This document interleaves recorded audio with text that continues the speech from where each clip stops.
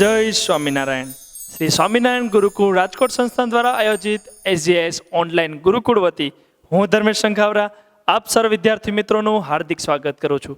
મિત્રો, chapter number 9 hydrogen આજનો ભાગ છે આપણો ત્રીજો, હાઇડ્રાઇડ સંયોજનો.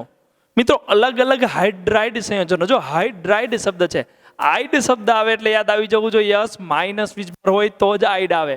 તો અલગ અલગ પ્રકારના હાઇડ્રાઇડ જોવા મળે છે, જેમ કે આયનીય અથવા ક્ષારીય, પછી સહસંયોજક, ધાત્વીય. તો અલગ અલગ પ્રકારના હાઇડ્રાઇડ છે, એના વિશે આજના આ લેક્ચરમાં આપણે ચર્ચા કરવાની છે. તો મિત્રો ચાલો શરૂ કરીએ.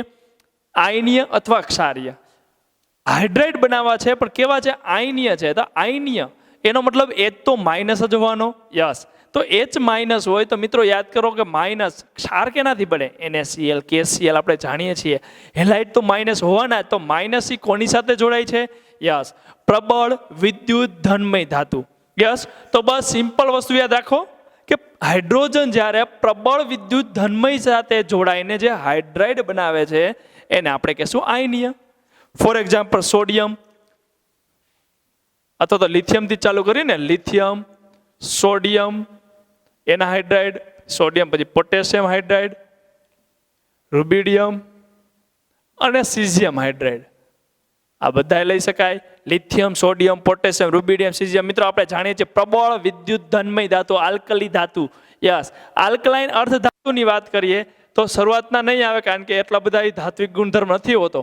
તો કેલ્શિયમ, સ્ટ્રોન્શિયમ અને બેરિયમ. રેડિયમ તો આપણે જાણીએ છીએ રેડિયો એક્ટિવ છે એટલે ન લઈ શકાય. Yes, lithium, sodium, potassium, rubidium, caesium, calcium, strontium, barium. કોણ બાકી રહ્યા છે? યસ, આપણે જાણીએ છીએ બેરિલિયમ અને મેગ્નેશિયમ છે, એ બે ન આવ્યા. યસ મિત્રો, કે BeH2 અને MgH2 એ સહસંયોજક છે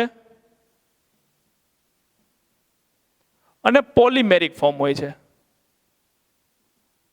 એટલે કે પોલિમર ફોર્મમાં હોય છે, કન્ટિન્યુ લાંબી ચેઇનમાં જોડાણા હોય છે અને કેવો બંધ હોય છે? એમાં સહસંયોજક બંધ હોય છે, આયનીય નથી હોતો. એટલે ખાસ યાદ રાખવાનું છે. Lithium, sodium, potassium, rubidium, caesium તો આમાં આવી જ ગયા. બેરિલિયમ, મેગ્નેશિયમ સિવાયના બધા આવે છે. એટલે ખાસ બેરિલિયમ, મેગ્નેશિયમ યાદ રહેવું જોઈએ, કારણ કે MCQમાં એ હશે જ કે નીચેનામાંથી કયો હાઇડ્રાઇડ આયનીય નથી?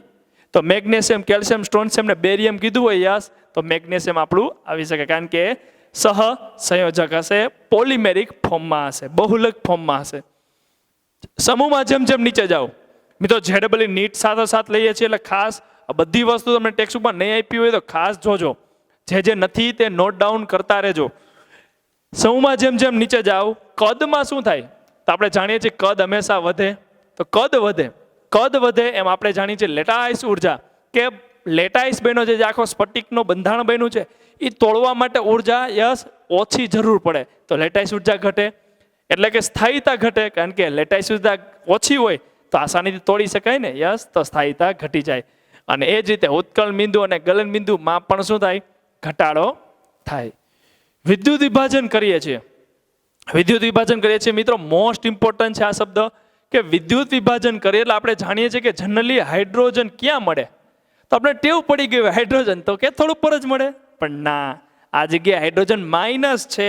એટલે ખાસ યાદ રાખવાનું છે કે વિદ્યુત વિભાજન કરતા હાઇડ્રોજન એનોડ પર મળે છે. ખાસ યાદ રાખવાનું છે. શું કામ? કારણ કે જનરલી હાઇડ્રોજન છે આપણે H+ ફોર્મમાં હોય અને એનું રિડક્શન કરીને આપણે શું કરતા હોય છે? યસ, કેથોડ ઉપર હાઇડ્રોજન મેળવતા હોય છે. પણ આ જગ્યાએ રિડક્શન નથી કરવાનું. આ જગ્યાએ હાઇડ્રાઇડ છે H- હશે. એટલે ખાસ યાદ રાખવાનું છે, એ એનોડ ઉપર મળશે. ક્યાં મળશે? એનોડ ઉપર. તો મોસ્ટ ઇમ્પોર્ટન્ટ ટોપિક છે મિત્રો આ બધા. ત્યારબાદ પાણી સાથેની પ્રક્રિયા, તો ઓલરેડી આ ચર્ચા તો કરી ચૂક્યા નહીં આપણે. સોડિયમ હાઇડ્રાઇડ અને પાણી યાદ આવી જ ગઈ હશે તમને, કે NaH+H2O શું બને છે? તમને યાદ આવી જવું જોઈએ, NaOH વત્તા હાઇડ્રોજન વાયુ છૂટો પડવો જોઈએ. કેટલાક સંકીર્ણ હાઇડ્રાઇડ બનાવે છે અને કેવા છે? ખૂબ જ સારા, પ્રબળ રિડક્શન કરતા છે મિત્રો, રિડક્શન કરતા. તો લિથિયમ હાઇડ્રાઇડની પ્રક્રિયા જ્યારે એલ્યુમિનિયમ ક્લોરાઇડ સાથે કરીએ છીએ, AlCl3 સાથે કરવામાં આવે છે, તો લિથિયમ એલ્યુમિનિયમ હાઇડ્રાઇડ મળે છે અને LiCl મળે છે. ઓકે, લિથિયમ એલ્યુમિનિયમ હાઇડ્રાઇડ મિત્રો, લિથિયમ એલ્યુમિનિયમ હાઇડ્રાઇડ પ્રબળ કહેવાય ને, સૌથી સ્ટ્રોંગેસ્ટ રિડ્યુસિંગ એજન્ટ, સૌથી પ્રબળમાં પ્રબળ રિડક્શન કરતા હોય તો કોણ છે? એ છે લિથિયમ એલ્યુમિનિયમ હાઇડ્રાઇડ. તો ખાસ યાદ રાખવાનું છે લિથિયમ એલ્યુમિનિયમ હાઇડ્રાઇડ. એનો મતલબ એમાં જે H4 છે, એ ચારે ચાર H છે, એ -1 ફોર્મમાં હોવા જોઈએ.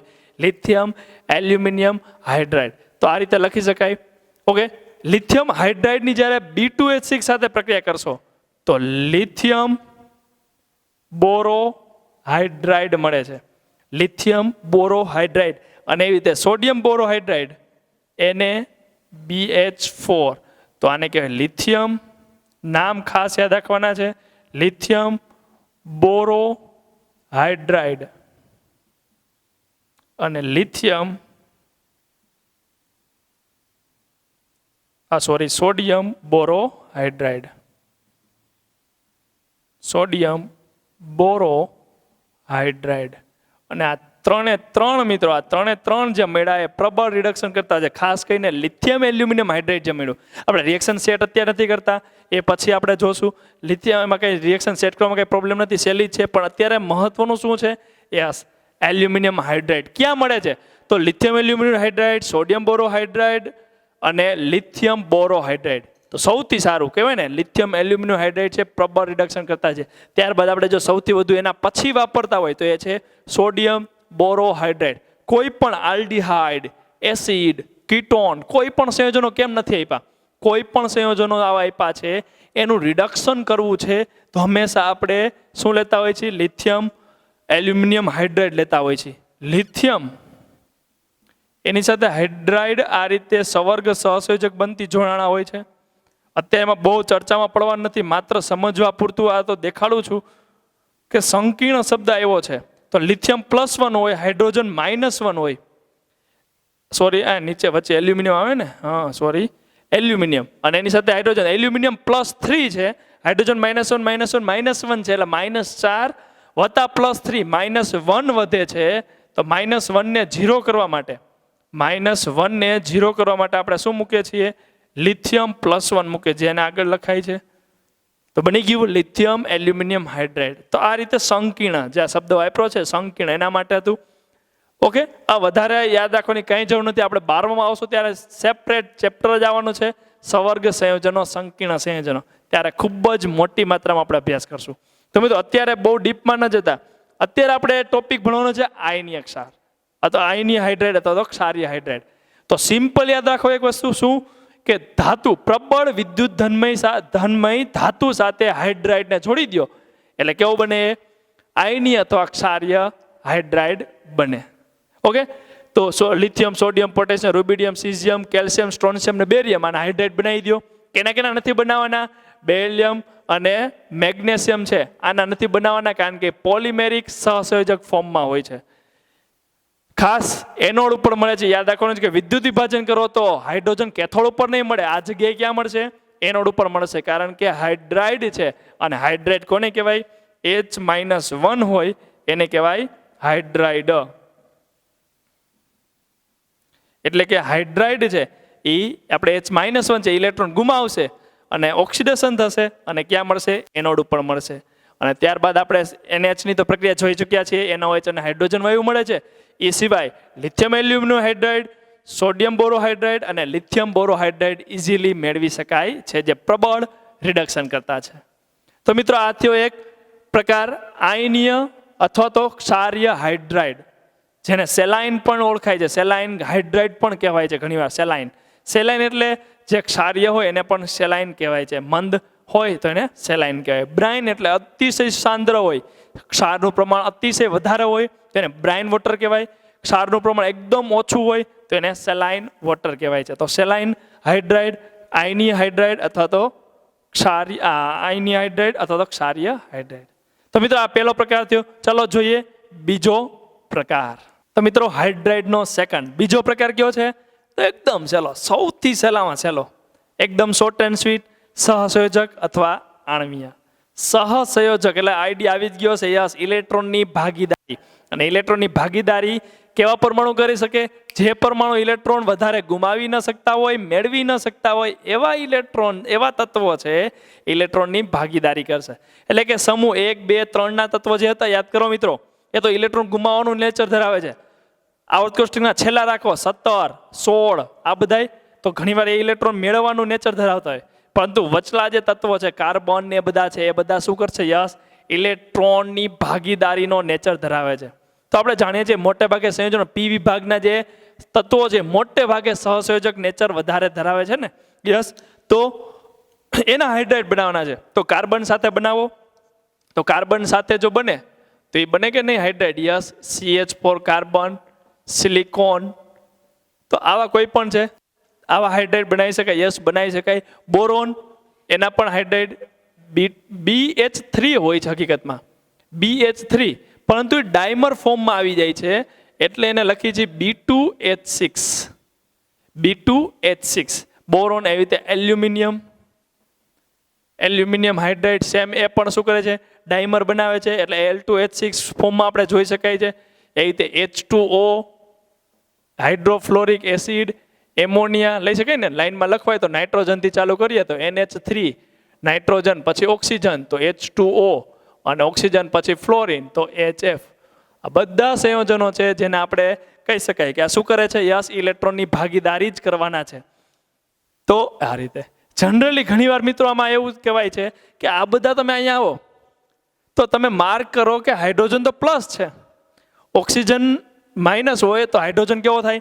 પ્લસ થાય કે નહીં? Yes, exactly. તો H2O ની જો ચર્ચા કરતા હોય તો H2O હાઇડ્રોજન પ્લસ થશે. એવી રીતે HF ની ચર્ચા કરીએ તો હાઇડ્રોજન તો પ્લસ થાય છે. તો હાઇડ્રેટ ક્યાંથી? હાઇડ્રેટ કહી શકાય નહીં ને, કારણ કે હાઇડ્રેટમાં તો H નો કયો વીજભાર હોય? -1 હોય છે. છતાં પણ મિત્રો આ બધાને હાઇડ્રાઇડના નામે જ ઓળખવામાં આવે છે. ખાસ યાદ રાખવું, આ બધા છે એ હાઇડ્રાઇડના નામે ઓળખવામાં આવે છે. NH3 જેમાં હકીકતમાં નાઇટ્રોજન છે માઇનસ જ હોય, નાઇટ્રોજન -3 હોય, હાઇડ્રોજન +1 હોય. તેમ છતાં આપણે એને શું કહીએ છીએ? યસ, હાઇડ્રાઇડ જ કહીએ છીએ. એને હાઇડ્રોજન એ રીતે કંઈ બીજા શબ્દો તરીકે ઉલ્લેખ કરતા નથી. ઓકે, સહસંયોજક જે છે એના 3 ભાગ છે: ઇલેક્ટ્રોન ઉણપવાળા, પરિશુદ્ધ અથવા ઇલેક્ટ્રોન ધનિક. સિમ્પલ છે મિત્રો, બહુ આમાં કંઈ સ્ટ્રેસ લેવાની જરૂર નથી, એકદમ સિમ્પલ. ઉણપવાળા એટલે કેવા? ઇલેક્ટ્રોન જે હોવા જોઈએ એના કરતાં ઓછા. ફોર એક્ઝામ્પલ B2 બોરોનની વાત કરો મિત્રો, બોરોન છે ને 3 હાઇડ્રોજન સાથે જોડાશે. ડન.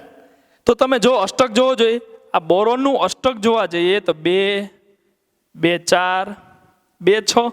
અષ્ટક પૂરું કરવા કેટલા ઇલેક્ટ્રોન જોઈએ? 8. યસ, તો એનો મતલબ અષ્ટક કરતા ઓછા ઇલેક્ટ્રોન હોય એવા બધામાં આવશે. તો BH3 છે, બોરોન, એલ્યુમિનિયમ અને ગેલિયમ, આ બધાના હાઇડ્રાઇડ છે કેમાં આવશે? યસ, ઉણપવાળામાં આવશે. હવે શું કરે છે? ઉણપને દૂર કરવા મિત્રો એ કરે છે BH3 છે ઈ. આ રીતે હું BH3 લખી શકાય કે નહીં? યસ, એક વિચિત્ર પ્રકારનો, એક વિશિષ્ટ પ્રકારનો બંધ બનાવે છે જે આપણે આગળ જતા આપણે ભણવાનો છે. B2H6 આગળ જતા આપણે અભ્યાસ કરશું B2H6.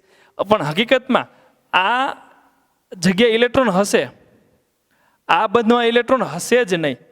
ઓકે, એટલે તો પણ જોવા જાવ આ એક માત્ર વિશિષ્ટ પ્રકારનો, આપણે જે રીતે ચર્ચા કરી ને, એક વિશિષ્ટ પ્રકારનો બંધ બને છે જેમાં ઇલેક્ટ્રોન હોતા નથી. માત્ર એ પોતાની કહેવાય ને જાતને સંતોષ આપવા માટે બંધ બનાવે છે કે એમ લાગે કે યસ મારું અષ્ટક પૂરું થઈ જાય છે. હકીકતમાં કે અષ્ટક બષ્ટક પૂરું થતું નથી. કારણ કે જ્યારે તમે ઇલેક્ટ્રોન ગણો છો, યસ, કેટલા તત્વ થાય છે? તો 1, 2 અને 3 તત્વ, તો એને 3 સેન્ટર કહેવાય. ઇલેક્ટ્રોન યાદ કરો મિત્રો, એક બંધ હોય તો 2 ઇલેક્ટ્રોન હોય. આ જગ્યાએ કેટલા બંધ છે? 2 બંધ છે, પણ ઇલેક્ટ્રોન તો 2 જ છે, કારણ કે આ જગ્યાએ ઇલેક્ટ્રોન છે જ નહીં. 3 સેન્ટર 4 ઇલેક્ટ્રોન, જનરલી કોઈ પણ હોય તો આવું હોય, પણ આ જગ્યાએ શું છે?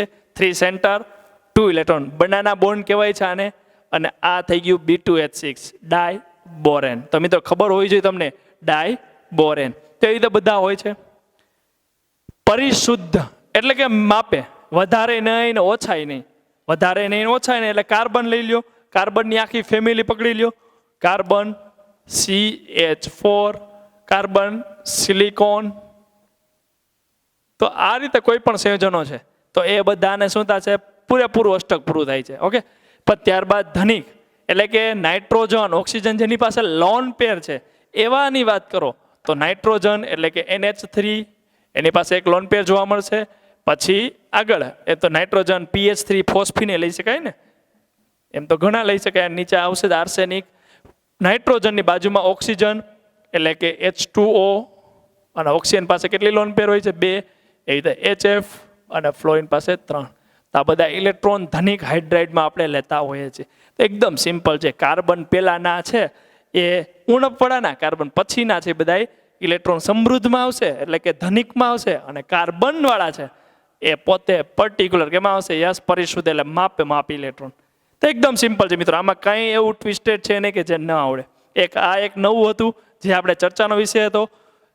હકીકતમાં 2 બોન્ડ છે, 4 ઇલેક્ટ્રોન હોવા જોઈએ, પણ માત્ર કેટલા છે? 2. બનાના બોન્ડ કહેવાય છે 3 સેન્ટર 2 ઇલેક્ટ્રોન. ક્લિયર મિત્રો? ચલો છેલ્લો આપણે હાઇડ્રાઇડનો પ્રકાર ભણવાનો છે ધાત્વિક. તો ધાત્વિક હાઇડ્રાઇડ કેવા હોય, ચલો એના વિશે અભ્યાસ કરીએ. ધાત્વિક હાઇડ્રાઇડ. તો મિત્રો છેલ્લો અને ત્રીજો પ્રકાર એટલે કે હાઇડ્રાઇડનો છેલ્લો એટલે કયો છે? ધાત્વિક. ધાતુ સાથે જ્યારે બંધ બનાવે છે. તો મિત્રો આ છે ને આપણે ઓલરેડી આગળ જતા ચર્ચા કરવાની છે જ્યારે પૃષ્ઠ રસાયણ વિજ્ઞાન આવશે ત્યારે. અને એ ઉપરાંત ડી વિભાગના તત્વો જ્યારે 12માં તમે 2 ચેપ્ટર, આ 2 ચેપ્ટરમાં ફરી એકવાર રિપીટ થવાનું છે, જેને આંતરાલ્ય શબ્દો, એક નવો શબ્દ આવશે ત્યારે આંતરાલ્ય. તો આંતરાલ્ય સંયોજનો તરીકે પણ એને ઓળખાય છે. ચલો અત્યારે અભ્યાસ કરીએ આપણે ધાત્વિક અથવા બિન તત્વયોગમિતીય. તત્વયોગમિતીય એટલે મિત્રો તમને યાદ હશે, તત્વયોગમિતીય એટલે તત્વોનું યોગ્ય પ્રમાણ જળવાવું. કે કોઈ પણ તત્વ છે એનો ઓક્સિડેશન આંક કેટલો છે એને મુજબ જ બીજો તત્વ ઋણ પરમાણુ છે એને મુજબ જ એ આવતો હોય છે, આપણે જાણીએ છીએ. તો તત્વોનું યોગ્ય પ્રમાણ જળવાવું. પરંતુ આ બિન તત્વયોગમિતીય છે, અલગ અલગ ધાતુ છે. ડી વિભાગ આપણે જાણીએ છીએ, એફ વિભાગ. તો મિત્રો ડી અને એફ વિભાગના તત્વો, ડી અને એફ વિભાગના તત્વો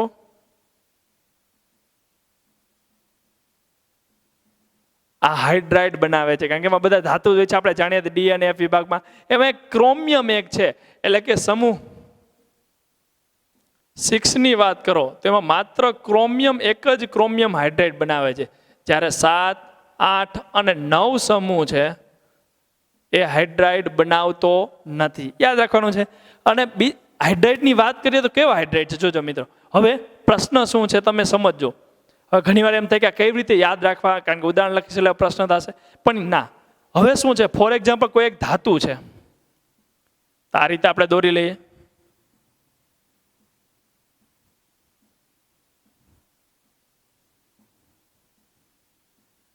કોઈ પણ એક ધાતુનું ઉદાહરણ આપણે દોરીએ છીએ મિત્રો. તો માની લો એક ધાતુ છે એનું ઉદાહરણ લખી છીએ. યસ, કોઈ પણ એક ધાતુ છે, માની લો આપણે વેનેડિયમ રાખી છીએ. વેનેડિયમ હાઇડ્રાઇડ છે એ જનરલી 0.56 અરાઉન્ડ મળતા હોય છે. આનો મતલબ શું થયો કે એક વેનેડિયમ હોય ત્યારે એક હાઇડ્રોજન, એમ નથી, એક વેનેડિયમની સામે 0.56 હાઇડ્રોજન છે, સમજાય ને? એનો મતલબ શું થશે સમજો મિત્રો. આ વેનેડિયમ ધાતુનો ટુકડો હતો એની અંદર હાઇડ્રોજન તો અધાતુ છે, કારણ કે આ શું છે તો વેનેડિયમ ધાતુ છે, એનું કદ મોટું હોય છે. અધાતુ હાઇડ્રોજન જે આવશે એકદમ નાનો હશે, જેનું કદ નાનું હશે.